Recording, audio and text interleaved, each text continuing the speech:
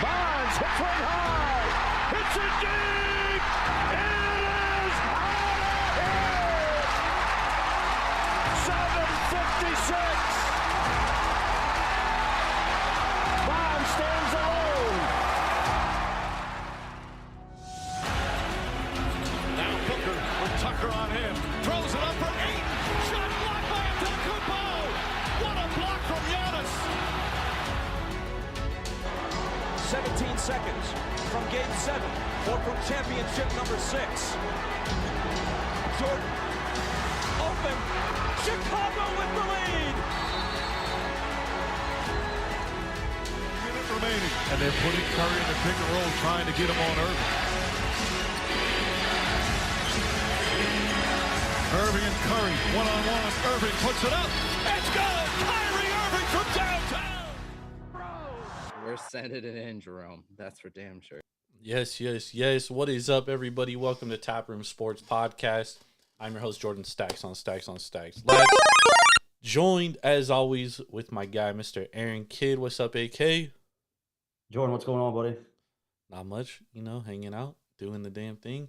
We are joined by a very special guest, Jeff, Mr. J Bluff from Fade U Sports. Jeff, how's it going? Hey, good. Hey, thanks for having me on. Appreciate it. Hope you guys are doing good. Yes. Oh, we would be doing better if Radford won, but I've been doing a hell of a lot better, actually. But thanks for asking. Thank you for being on.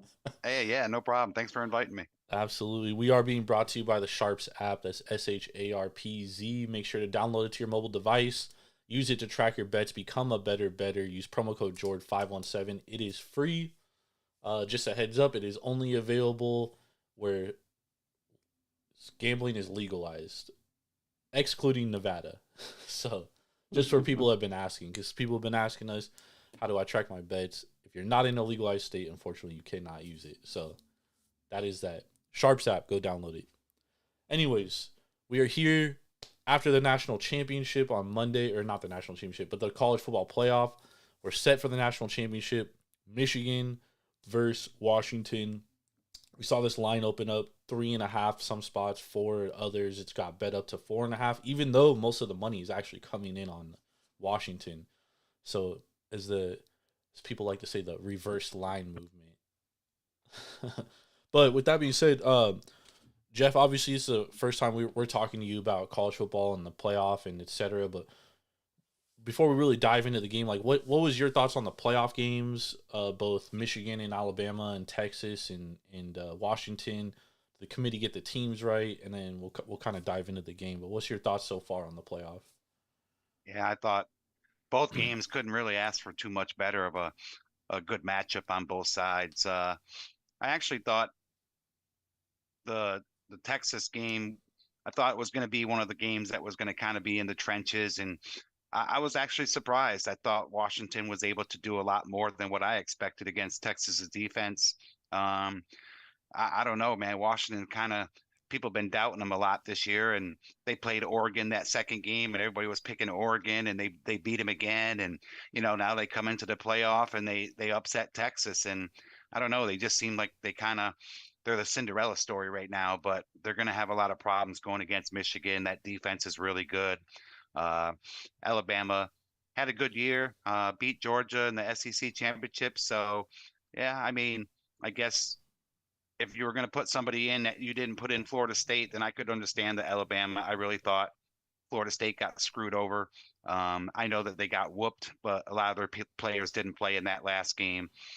They won 3 games without, their quarterback when he got injured. They won those 3 games. So, I mean, I thought they deserved a chance to go in there and have a chance to play for the title.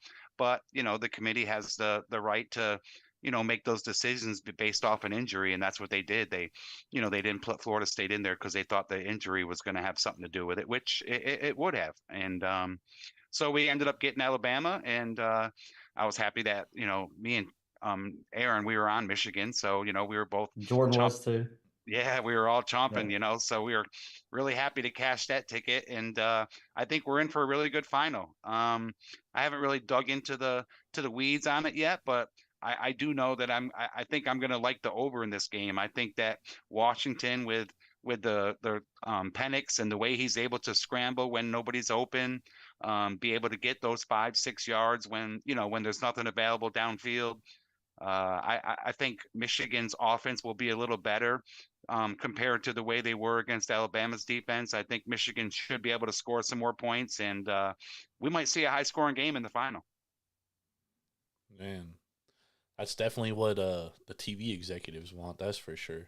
That is for sure. Oh yeah, the ratings and the money. Yep. I know they're definitely praying that they don't get a game like last year. That's for sure.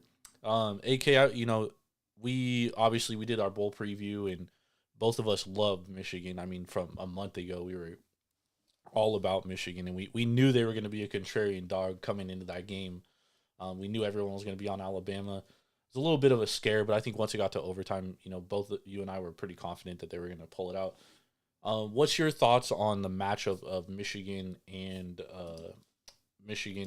Washington here? Because you and I have talked a lot about Washington all season. Obviously, we both were on Oregon State in that Oregon State Washington game. We're on USC in the USC versus Washington game. So we've been on the wrong side a couple times with Washington. And what's your thoughts going into this game? Well, Jordan, Jeff, glad you're here, man. Love hearing you break down that game, kind of going right into it, man. He got us kicked off strong. So I'll go ahead and give out one of my best bets, man. Let's jump right into it. I talked about Michigan on the show for over a month. 5 weeks I talked about Michigan, and that has not changed. I played Michigan -4.5. I laid the 4.5. I really think Michigan's offensive line can control the game. It's going to be one in the trenches. I'm not taking anything away from Washington's offensive line. They do have a much better offensive line than Alabama. I do think Michigan will still be able to disrupt Penix enough, and Penix has not done well when people have been able to get to him this year. So me and you have watched a lot of Washington. There's probably a lot of people out there that have not watched Washington. Hell, there's some people that are probably watching him for the first time the other night. He has struggled when people got after him. He has a low sack rate because it's tough to break down, but he struggled under blitz when he got blitzed. So I think Washington's going to be in for a long game, man. I think Michigan's going to be able to run the ball, control the clock, and I'm already hearing so much about Kalen DeBoer, Washington's head coach, and how he's been in national championships before. I'm going to tell you what, the NAIA is not college football national championship. So welcome to the show, baby. Yeah. I love Michigan, man. I really think Michigan's going to shove it down their throat. I have a lot of respect for Penix. I love him. I had him bet. Well, actually, me and you had him bet to win the Heisman. So that's how much I think of him. But I think the fairy tale comes to an end, man. And, I think it goes back to to that playoff game against Alabama. You know what no one's talking about is the 4th and 2 that Michigan went for with 3.5 minutes to go and 3 timeouts. Yeah. A lot of coaches would have punted the ball there, tried to play defense. That won them the game, right? They convert that 4th and 2. They go right down the field, score. And me and you texted each other. We said, hold on. We've got so much momentum here. We may go for 2, right? That you just felt it. And once again, Harbaugh makes the right call. He kicks the extra point, knowing he's got momentum. And here was the smartest thing that happened. As soon as Alabama won the toss, what happened? Of course, they always choose Michigan to run the ball, right? They were happy. Did you see how they were so excited when they didn't win the toss? Because they got to play on their side, right? They got to play on Michigan's side. That's how, and my wife, of all people, is grinding the game with it. She goes, there's a lot of Michigan fans there, right? I promise you, I was impressed with that fan base. That fan base is going to be at this national championship. It's going to be a pro-Michigan crowd. Michigan rolls. Yeah, I agree. One thing you said, you can definitely tell people first time they watch Penix, because all night on Twitter, everyone's talking about how he's QB1 going to the NFL draft. It's like, oh, hey, Jordan, can I say, let me say one more thing. We did get shafted on our Penix to win the Heisman ticket, by the way. We absolutely got shafted. I agree. He should have won. He definitely should have won the Heisman. That's for. We had him. We had him like 8 or 9 to 1. Yep, 9 to 1. Yep, 9 to 1. Yep. He definitely should have won. I agree. One thing that I was like watching with Michigan and Alabama, and the one thing is like Michigan hadn't faced adversity all season, at all. They hadn't faced any adversity. They never trailed in any game, and then they had to. Then they did against Alabama, and they handled it very well, very well. So I think with that, they're definitely battle tested, and obviously we knew this from last year. Like they probably should have beat TCU. A lot of shit went wrong, and then I'm watching that game on Monday, and I'm like, damn, dude, this is gonna be another game where everything goes wrong for Michigan. But I mean, like they were composed, they handled themselves, they battled adversity in that game, and they pulled it out. And JJ McCarthy, you know, for all his wrongdoings, he's not that accurate, etc. But that final drive, he was excellent. He did everything he had to do. Roman Wilson, phenomenal wide receiver. Blake Corum, obviously one of the best running backs in college football. But I think the biggest thing, I'm watching the Texas-Washington game on Monday, and obviously Washington had a 10-point lead, but at the end, in the fourth quarter, Texas finally started blitzing Penix. Finally, they started blitzing him, and he went on a streak at the end of the game where he was like 2 for 9 on his last 11 throws. Michigan's going to be able to pressure him without blitzing. That front four, they go like 8-9 deep, so they're going to be rotating fresh bodies in there all game, and that's going to be an issue, I think. Now, on offense, I just think Michigan, they're going to be able to run the fucking ball down their throat. I look at the Washington versus Oregon State game, aka you watch this game with me. Like, Oregon State held Washington scoreless for an entire second half. And these two teams, Michigan and Oregon State, they're very similar, but Michigan State's like Oregon State on steroids. So I just think Michigan's going to be able to control the game by running the ball. And then on defense, it's going to be definitely Michael Penix's toughest test of the year, for sure, without a doubt. So I'm interested to see how that plays out. But Jeff, you are right in the fact that like everyone keeps counting out Washington, and like I brought up me and AK because like we kept saying it all year, like, damn, dude, this team's so lucky. Like they just keep winning these one-score games. Like at some point, it's got to regress. It almost regressed against Texas when it shouldn't have. You know, like the things were going against them that had been going for them. So I just think Michigan's just too talented. They're too big. They're too physical. I just think they're going to overwhelm Washington in this game. Yeah, Me too, man. And that go last ahead, drive, Jeff. that last drive, you know, I mean, they're going off of a lot of momentum right now. Michigan, you know, they got the ball on like what, the 8-yard line, I believe, and you know they had a beautiful drive, fourth down. They throw it to the running back out of the backfield. He breaks it for 30, 40 yards. Would have been even more if it wasn't for that 10-yard penalty that they had. Yep. You know, and they like you said, they just looked poised. They didn't look scared. They didn't look nervous. You know, they got the ball. They had enough time, and they drove down and got the touchdown. And when they scored a touchdown, I told all my friends in the group chat, this one's over, man. I don't care what happens in overtime. That Michigan's going to win this game. And you know, Didn't we sure say enough, the same thing, Jordan? yeah, sure enough, man, they got into overtime and they scored right off the bat, you know. And I don't know what Alabama was thinking, trying to run that ball up the gut against Michigan's defense. I mean, they've been strong that whole game, right up the middle, and they tried to run that RPO right up the middle with Milroe. There was no way he was getting those 3 yards, no way, not against Michigan's defense. And yeah, I mean, I might end up on Michigan with you guys. The funny thing that just before we got on this, Kelly had told me that the podcast was out, and so I listened to it. And John Murray from the Westgate said that he can already tell right now that they're going to need Michigan to win this game.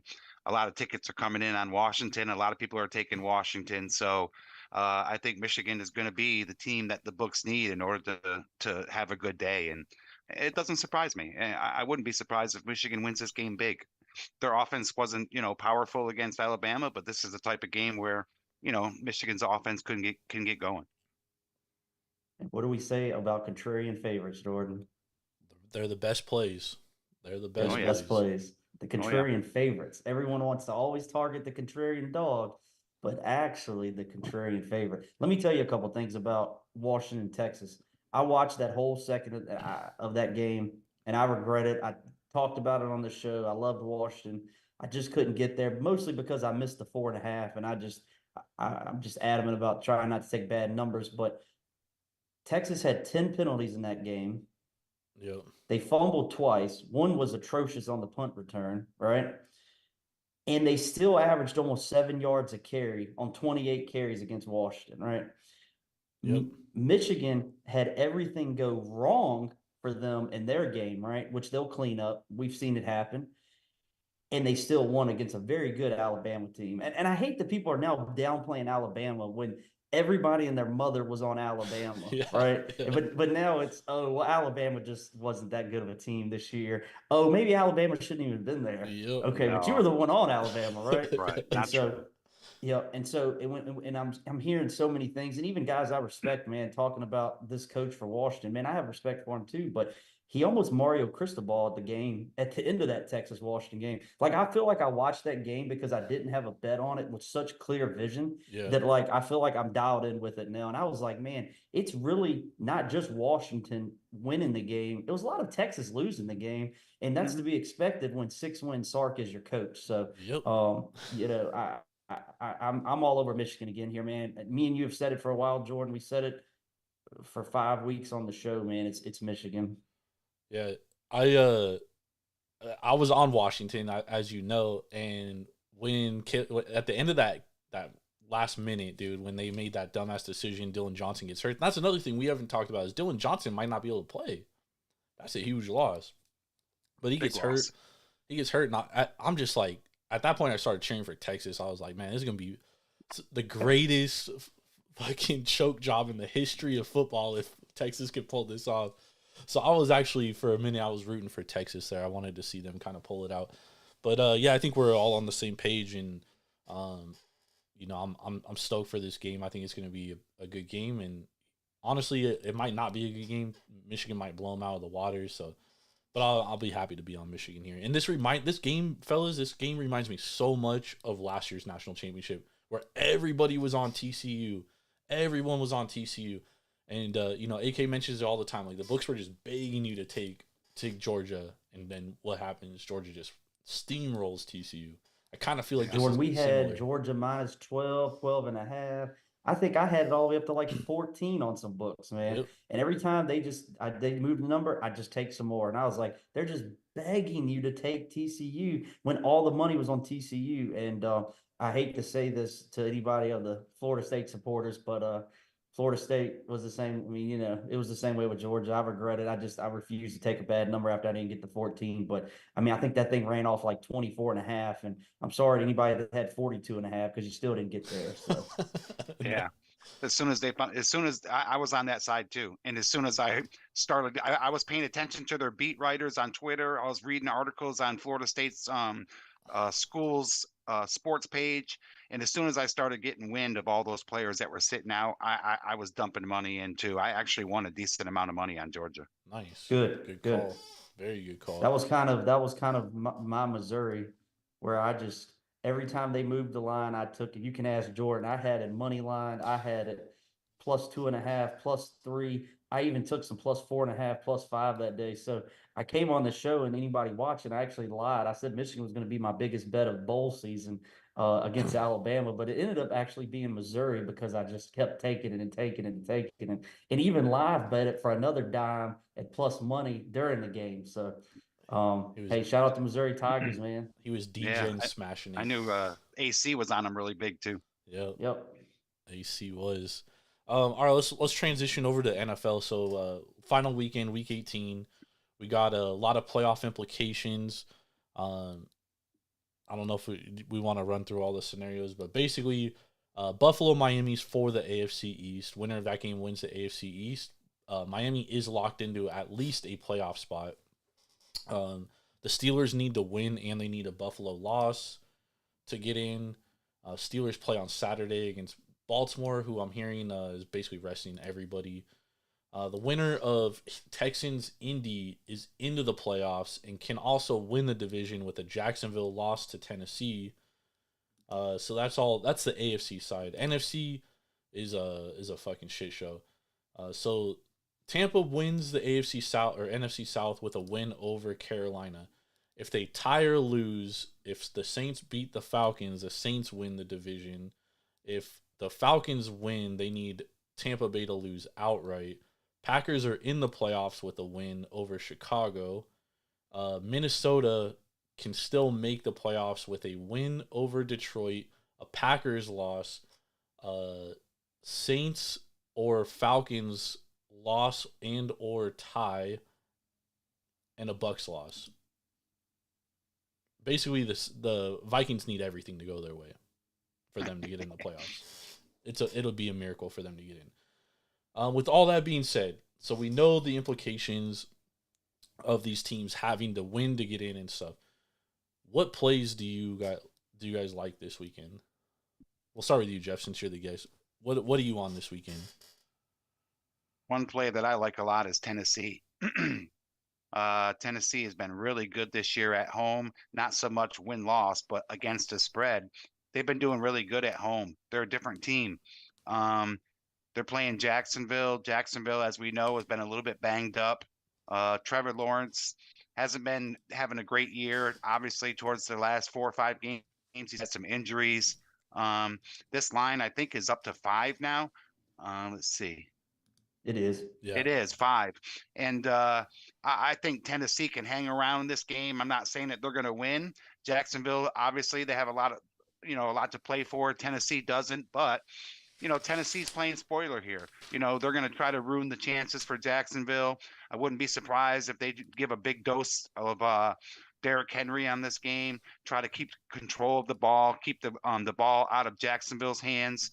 And playing at home is what Tennessee likes. They've been terrible on the road this year. They are 4-4 at home, but I believe they're 6-2 against the spread. So me personally, I took the 5 points. I like Tennessee in this matchup. It's funny you mentioned Tennessee because on our NFL pod last night, Tennessee was my best bet of the week. Absolutely. I love Tennessee. I like it. Everything you said is true. Another thing I would add to that is Mike Vrabel is just a type of dude where he's not going to be in the playoffs. He wants to beat Jacksonville to make sure that they don't get in the playoffs. A division rival at home. I think this game means something. It could be Tannehill's last ride too, if he does start. But I don't even care who starts at quarterback for Tennessee. I just think they cover this number. I wouldn't even be shocked if they win outright. But I'm definitely with you. The week 18 is a week where I try to target teams that need to win, and I try to bet against them. Like last year, I was all over Detroit against Green Bay in the last week of the season when Green Bay was winning, get in. Like those are the teams I'm looking to fade this weekend. So I love Tennessee. I'm with you, Jeff. Do you like anything so far this week, AK? Or Jeff, go ahead. Jeff, go ahead. Well, I was just going to say. I was just going to say the other one that I've taken so far, there's only been 2 that I've taken. The other one is the Bears. I'm jumping on this Bears team. I think they're hot. They're getting hot at the right time. Justin Fields is really playing some good football right now. I know Green Bay had a good win last week against Minnesota, but Minnesota didn't have a quarterback. They don't have one. They've had about 4 or 5 this year. I think Aaron actually is on the practice squad. They might be moving Aaron up to play quarterback this week. But yeah, they're really struggling. And I like the way that they're playing right now. Their running game has been good. When Fields hasn't been able to find anybody, he takes off. He gets 6, 7, 8 yards a carry. I mean, they've been good. One thing I did notice when I was researching this game, where is that thing I wrote down?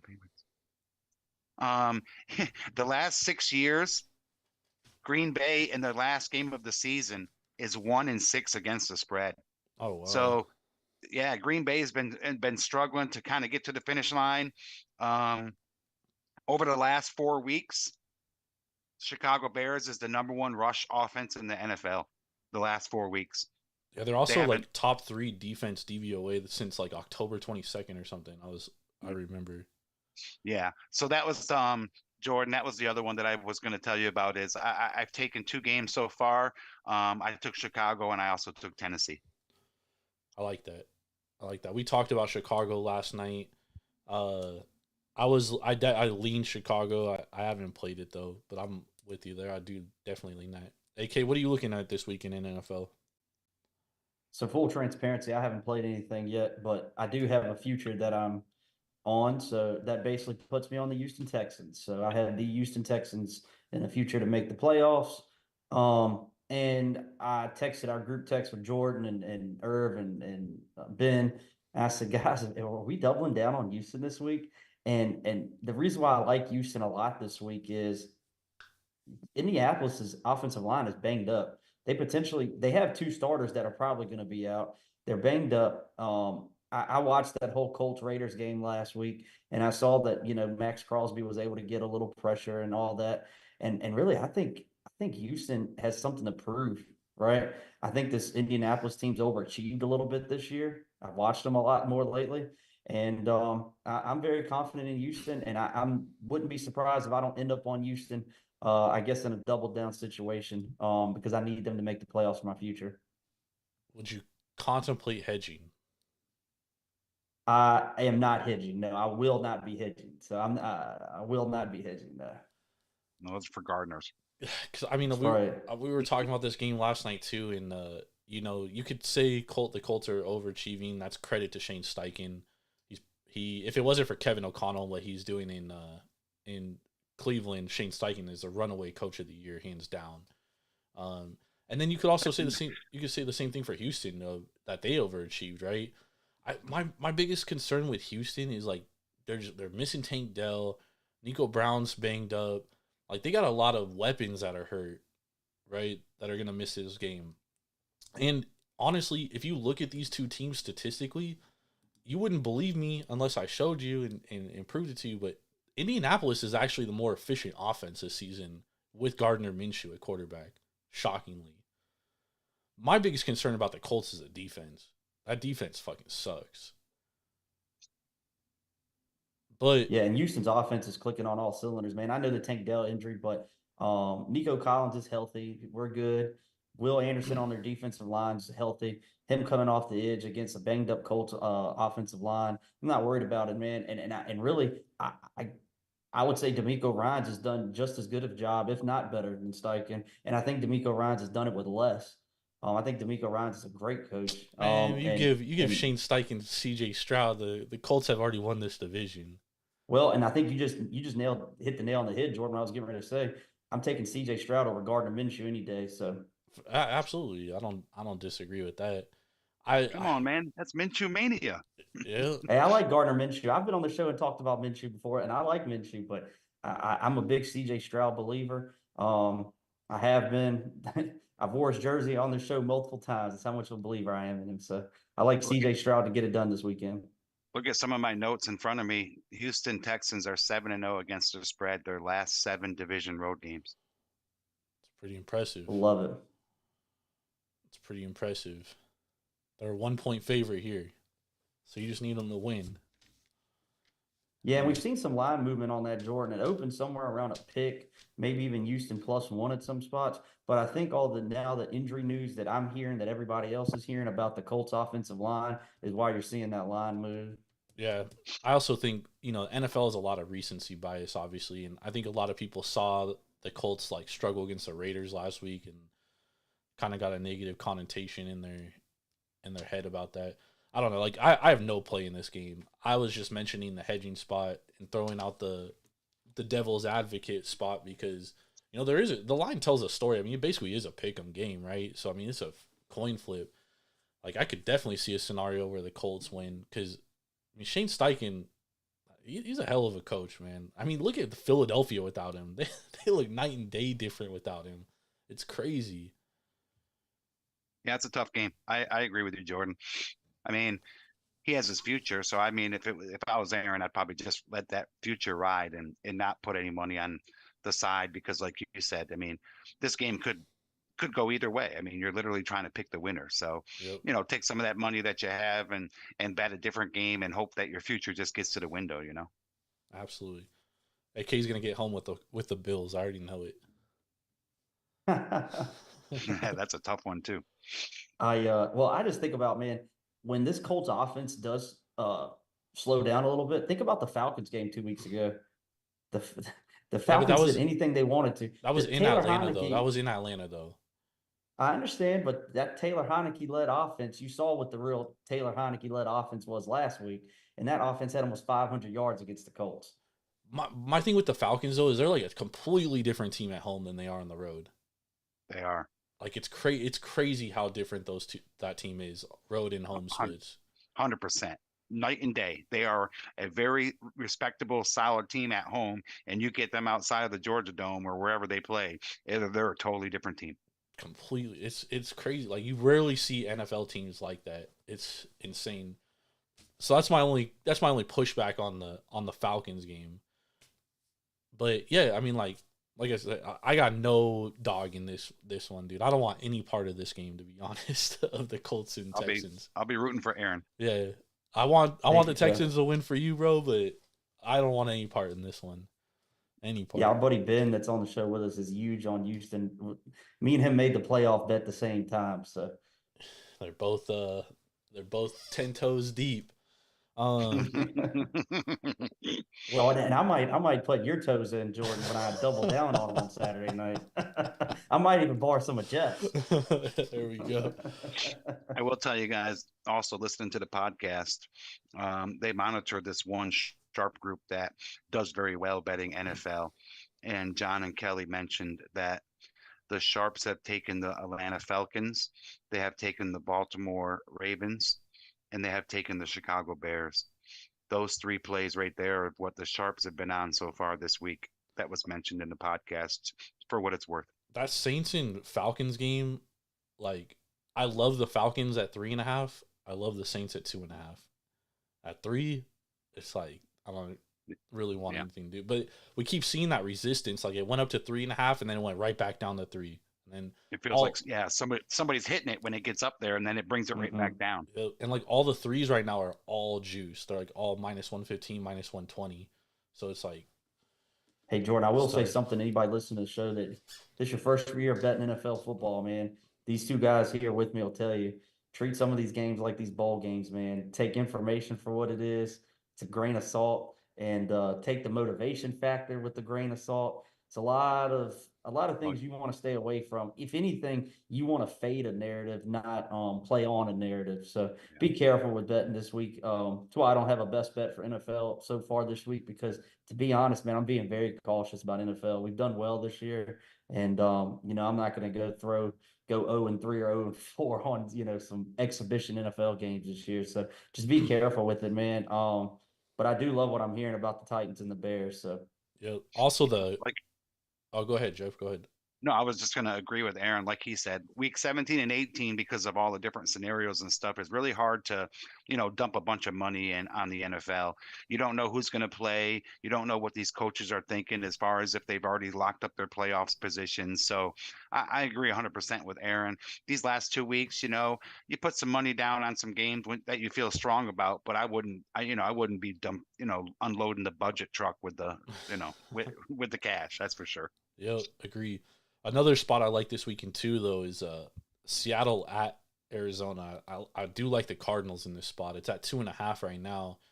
But I mean, man, the Cardinals just feel like the kind of team that needs to lose this game for better draft pick position, but they're going to go out there and they're going to beat Seattle to eliminate them from the playoffs. That's funny that you say that. I have that written down in my notebook and circled. I have Arizona circled in my notebook.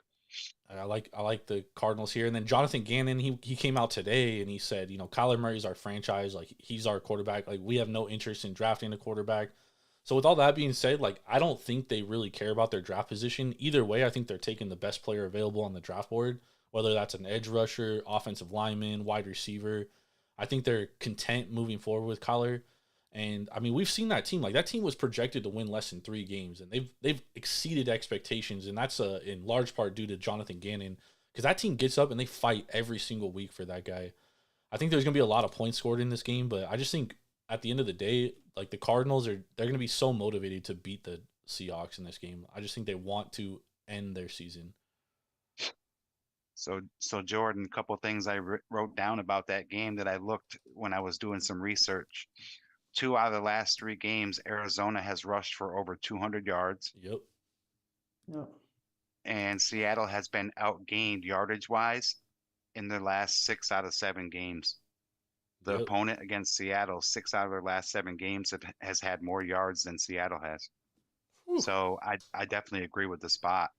I wouldn't be surprised to see Arizona win that game as well. The only thing that I would have hammered Arizona already if it wasn't for the fact they're coming off that win against the Eagles. No. That's the only thing that concerns me, because that's like a big win for this ball club, and then it feels like it could be a letdown spot. However, you're like getting back up for that to end the Seahawks season. Like, this is honestly, this might be the Cardinals bowl game this weekend. AK, you ready to take the Cardinals with me? I think I'll be laying off the Cardinals this weekend, Jordan, but I'm rooting for your boys, man. I tell you what, my poor wife, she may have a very good Sunday or a very bad Sunday if Saturday night doesn't go our way. What we got Who's Saturday night? Who does Oh, she the like? Colts. Steelers? No, Texans and Colts is Saturday night. Yeah, Oh, it is that Saturday. Saturday Okay. night. Yep. Yeah. So is Baltimore and Pittsburgh. Yep. Very, very interesting how they did the schedule this year. Let's talk about that because that's kind of interesting. What would you do if you were Baltimore? Well, I mean, would they're you not playing for would you anything. would you let Pittsburgh win? Because I mean, at the same token, if Pittsburgh wins, there's a chance they get into the playoffs. Does Baltimore want to see them again? I mean, to me, if I'm Baltimore, I'm going to play my players in the first half at least and try to win that game. I don't want to see Pittsburgh in the playoffs. That's a good point. Hey, I'll double down on something that Jeff just brought up. Jeff, that's a hell of a point. And let me just add a little bit to that is do you guys know that I'm a big proponent of not having the first round bye in the NFL playoffs?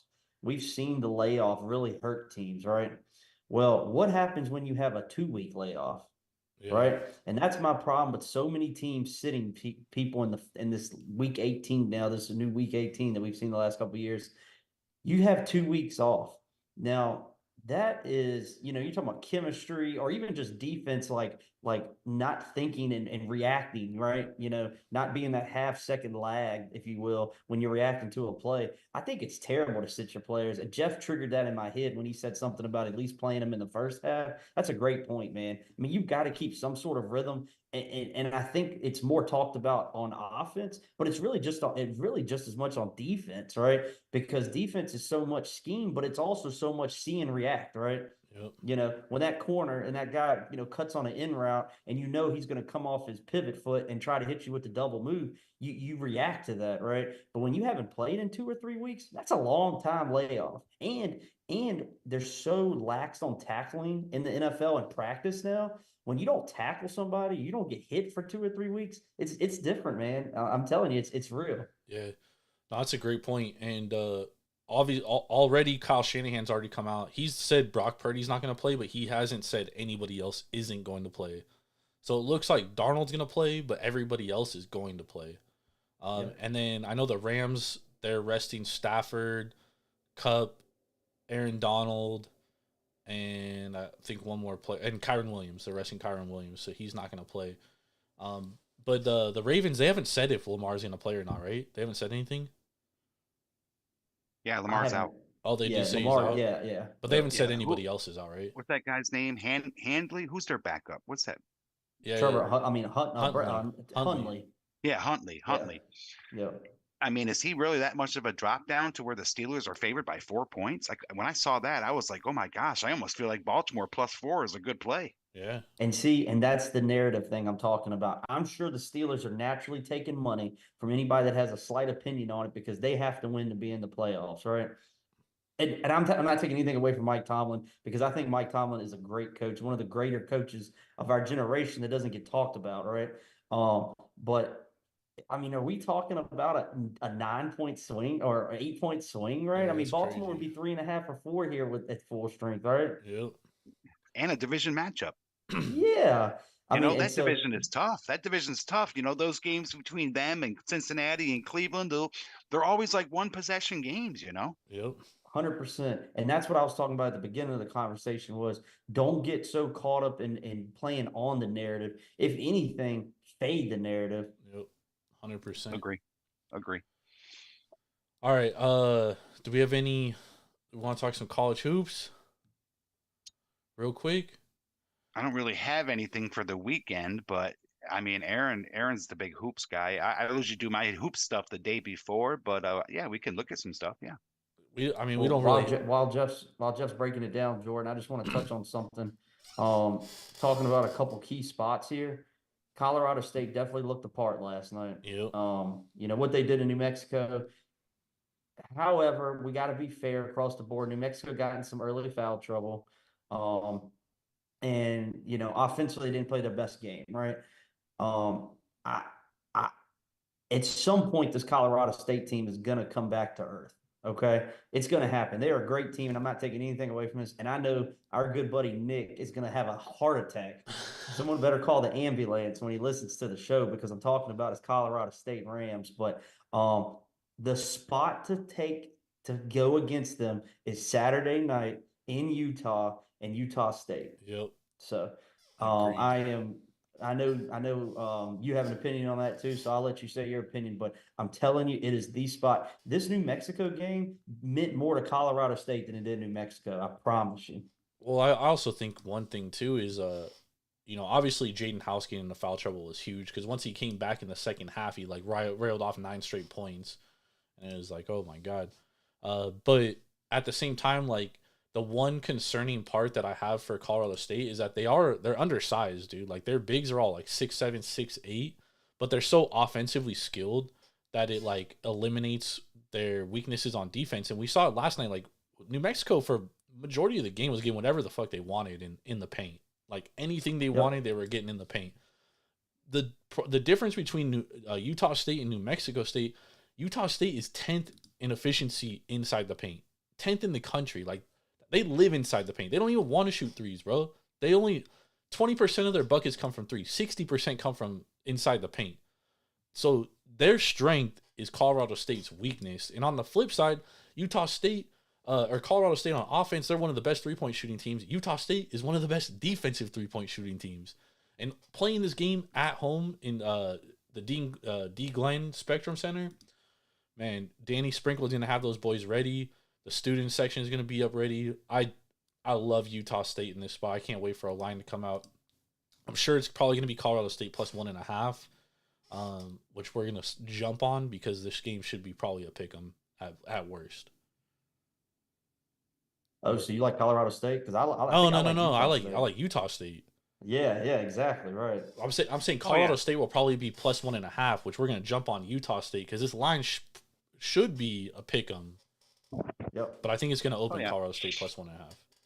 Yeah, it's a good letdown spot after such a big win like that. National TV. It was on Fox Sports 1 last night. It's past my bedtime. I only saw about the first 10 minutes of the game, but I do like that kid from Colorado State, man. He's pretty good. What's that? Isaiah Stevens?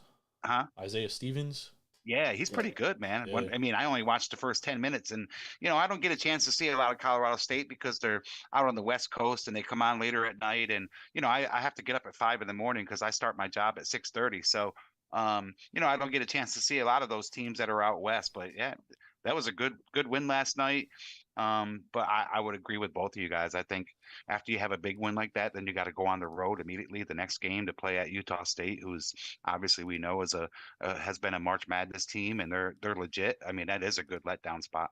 And they're well coached. Talk about Danny Sprinkle.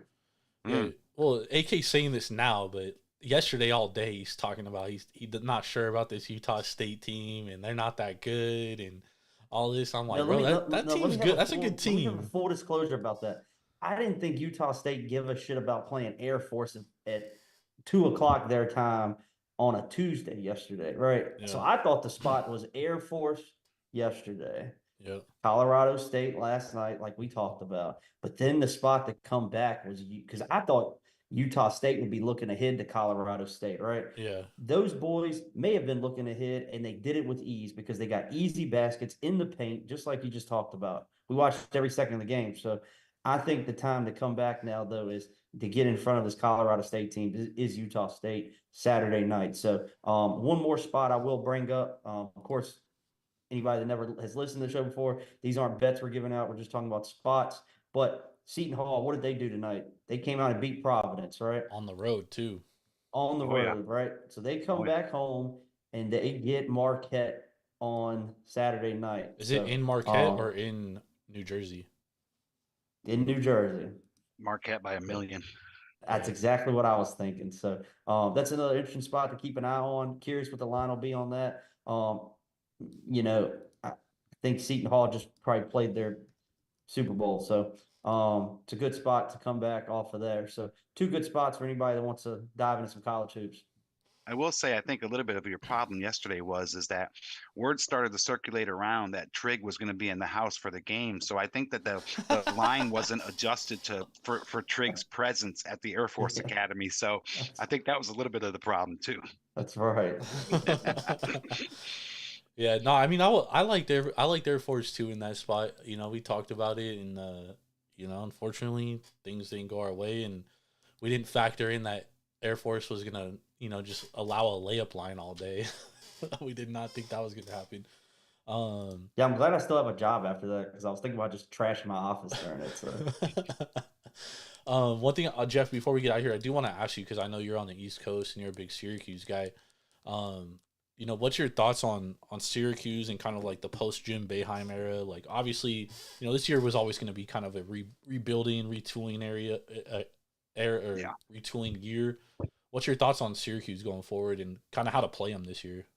You see some of that right there? Yeah, a lot of that's caused by Syracuse. I'm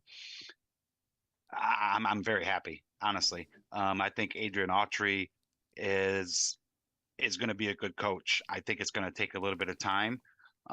These are Boeheim's recruits that he's playing with right now, so his kind of style is a little bit different than the way Boeheim played. He wants to get up and down the floor. He wants to be aggressive on defense, playing, you know, really tight man-to-man, and he likes to double when the ball goes into the corner, and they're trying to create turnovers. They got two good guards. They got J.J. Starling. They got Judah Mintz. They try to get up and down the floor. Our problem is we don't have any shooters. We don't have anybody that can shoot the ball. Jordan, I probably can give you 20 shots from the top of the key, and you can probably make more than Syracuse can right now. Oh, for sure. But I like the direction where the program is going. I think that once Autry kind of gets more of the kind of style of players that he's looking for, when he gets them to start coming to Syracuse. And you know, the old Syracuse basketball, I'm kind of aging myself here, but when I was younger, back in the 80s and 90s, I mean, we had Sherman Douglas and Ronnie Cycli and Billy Owens, and we used to get up and down the floor. You know, that was our style. We'd score 80 something points a game, and we didn't kill you with, you know, precise shooting. We killed you with getting up and down the floor and getting on the boards. And you know, so I think that, you know, over time, within the next maybe 2 years, 3 years or so, I think that Syracuse basketball is going to be moving in the right direction. If you're looking for them to do wonderful things this year, I think you're being a little bit far-fetched. I think you got to be a little bit more patient, maybe pump the brakes a little bit. But they could be a tournament team. I mean, we saw them just go on the road and beat a really good Oregon team. Yep. You know, we beat Georgetown. Yeah, we got smoked by Duke, we got smoked by Gonzaga, we got smoked by Tennessee, but those are all top 15 teams. You know, those are really good teams. We're not at that level yet. But yeah, honestly, Jordan, I think that, you know, it was time for, I love Boeheim, but it was time for Boeheim to go. You know, 2-3 zone is just not the way to go in college basketball anymore. You have 6'10" guys that are literally stepping out there and shooting the three ball, and it didn't matter. I could give Aaron 10 shots and he could go 10 for 10, and Boeheim would still play 2-3 and let Aaron keep on shooting it, you know? And you can't do that in college basketball anymore. You know, the game has changed. The three ball is so important now in college basketball. You got to get points from the 3-point line. In the last couple of games, that's what's killed us. Yesterday against Duke, we only had 3 3-pointers, I think. I think we only had 3 makes. The game before that, when we played against Pittsburgh, luckily Pittsburgh made a lot of mistakes in the second half and we kind of pulled away, but we didn't shoot the ball good against Pittsburgh. And, you know, so I don't know, Jordan. I mean, like I said, I got so many gray hairs. I mean, I'm a season ticket holder, been a season ticket holder for a while. And, you know, I love to go to the games. If you guys are ever in town, you want to go with me, you're more than welcome to go with me if you guys come into town. Oh, yeah. Yeah, I have 2 tickets and I rotate and take different people all the time. I have 3 brothers who are all big fans, so I take my brothers. My wife doesn't like to go all the time, but, you know, she'll go with me if nobody else is available. But yeah, if you guys come into town, I'll take you. I got pretty good seats. You know, I'm kind of almost at center court. I'm just a little bit more towards the opponent's bench. But yeah, I think we're on the up and up. I'm glad both of you guys are on here because Jim Boeheim, you know, he said something interesting about Tony Bennett and how Tony Bennett needs to you know, adapt to the NIL. I thought it was really funny coming from Jim Boeheim because I'm like, bro, you didn't adapt for like 40 years and you're talking about a dude adapting to like modern times. Exactly. It was quite comical. But before we get out of here real quick, AC, because you guys are both ACC guys, is North Carolina legit? I think so, Aaron. I do too. Yeah. They got potential to hurt you in many different ways, whether it's in the perimeter or whether it's down low with Baycott. They just picked up that other forward that they got transferred in from. I can't remember who Stanford, where he Harrison came Ingram. from. Yeah, Virginia Tech maybe or something. I can't remember. Not from Stanford. He came from Stanford. Yeah, Stanford. There you go. Yep. But yeah, they and that Davis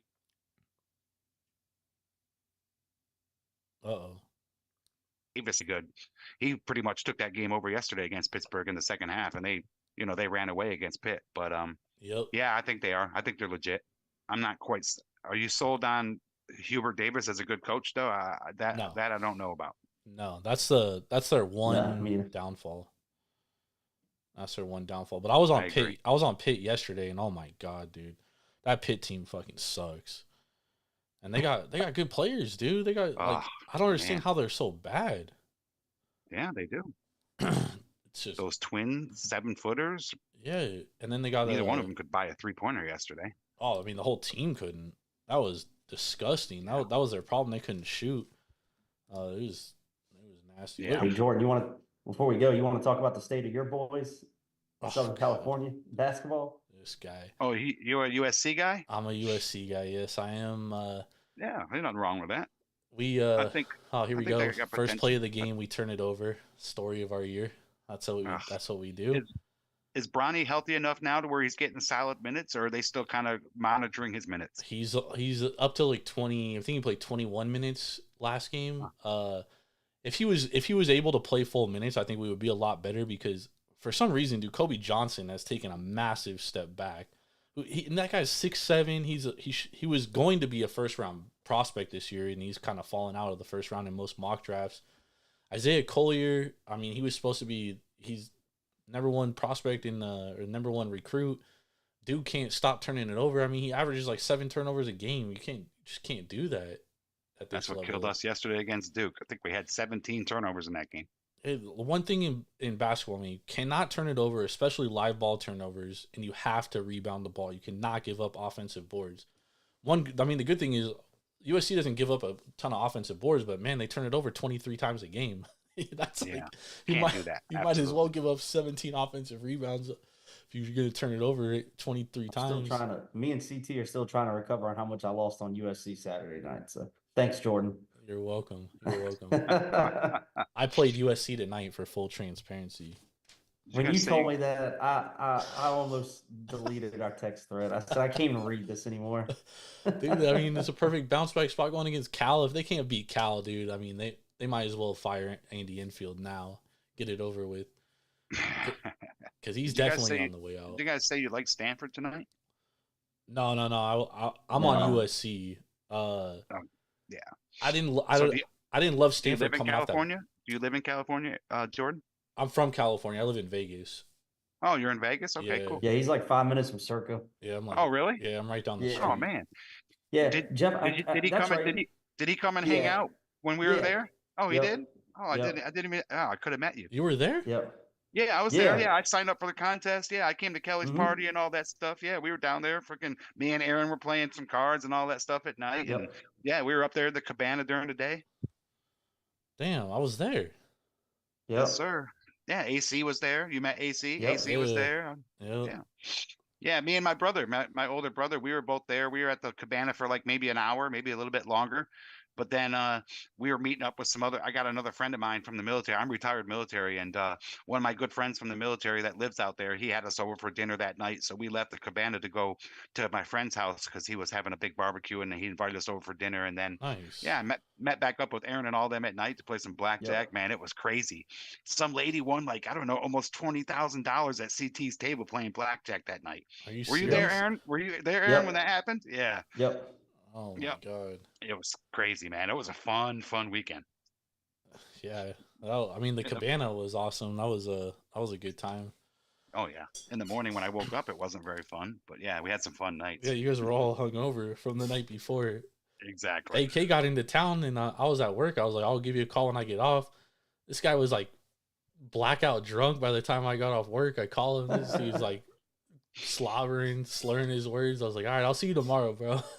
Go hard or go home, baby. Yeah, I mean, Yeah, that's the well, only see way to what do it. happened. We took a limo from Circa over to Teddy's house because he was having a barbecue that night. Oh, yeah, yeah, Man, Teddy. it was shots and all kinds of things, man. I was like, oh my gosh. And Yeah. I swear to God, West Coast time, Jordan, is like being in fucking La La Land, man. It It's like is. La La Land out there. It And is. you know, 1 o'clock in the morning out there feels like 1 o'clock the next day. So like the afternoon. So it is La La Land out there. It is. That's how It's I- tough for us. That's how I feel on the East when I go to the East Coast. Like, you know, I'm used to UFC being on at like 7 p.m. here, and it's on at like 10 p.m. there. I'm like, hold on, what? Exactly. Yeah, like boxing matches here, like the main fight doesn't end till like 1:30 and 2 o'clock in the morning. Oh my god, I don't know how you guys. You know, do like it. that Colorado State game last night. That's why I was so tired at work today because the game didn't go off till like almost 1 o'clock in the morning here. Are you serious? Yeah, Yeah. because it was Yeah. like a 10 or 10:30 tip. 10:30. It was 10:30 Yeah, tip. 10:30. Yeah. Yeah, and you remember the game didn't start at like 10:45. I was going to bed at 1 o'clock. Oh my Yeah, god. because the Syracuse and Duke was at 9, so I flipped it over there during commercials to watch the beginning. But yeah, Yep. it was 10:30 tip, so I know what you're saying. It probably was 1 o'clock before you got to bed. All right, well, I'm gonna get you guys out of here because now you're making me feel bad because it's so late out there. Sounds good, man. I told AK Hey, listen, tonight. before we get off, man, just thanks a lot to both of you guys for having me on. I always love talking sports, man. And you know, if you guys ever want me to come back on again and talk about anything, man, just let me know. But yeah, I appreciate both of you guys having me on. Hell yeah, We're man. about to get the best bets, and I can't wait. Yeah, well, we definitely got to get you on. So before we get out of here, we always got to give our best bets. So Jeff, you're the guest. Start us off with your best bets this weekend, or tomorrow, or it could be from now until whenever. Yeah, so I mentioned it earlier. I guess I'm going to say my best bet's going to be the Chicago Bears to cover, beat the spread, the whole 9 yards against Green Bay this weekend. Nice. AK. I'm actually going to take it to the FCS championship game. Hey. South Dakota State is laying 12.5, 13 depending on the book. There's still 12.5s out there. I'd lay the 12.5 with South Dakota State. We've seen these runs on FCS champions for a while now. South Dakota State seems to have the torch. We talk about the trenches with the Michigan game. It's the same way with South Dakota State. They return their trigger man. They have the best running back in the country. They have one of the best receivers in the country. But where they will win this game and dominate is with their offensive line. They return all 5 starters from last year that already have a championship under their belt. And they average almost 7 yards on the ground. Ooh. You flip it over to the other side, South Dakota State's defense, one of the best defenses in the FCS.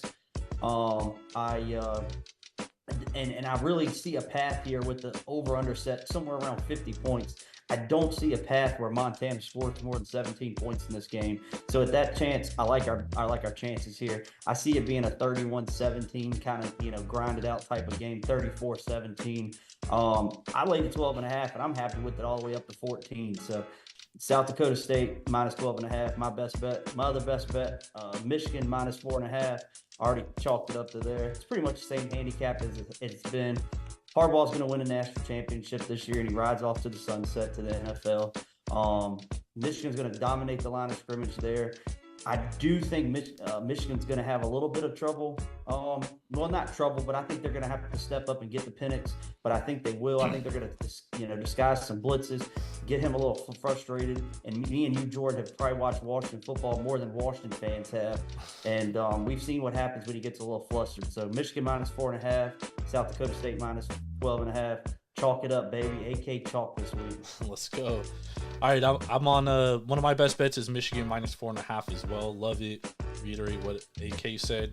And then my other best bet, I'm going Titans plus 5.5. I love that spot for Mike Vrabel. Love that play. Glad you're on that too, Jeff. Glad Yes, you sir. said that. Let's cash some tickets, baby. Let's go. Thank you everybody for joining us. Make sure, Jeff, what's your Twitter? Give your Twitter handle out for everybody, or X or whatever we call it now.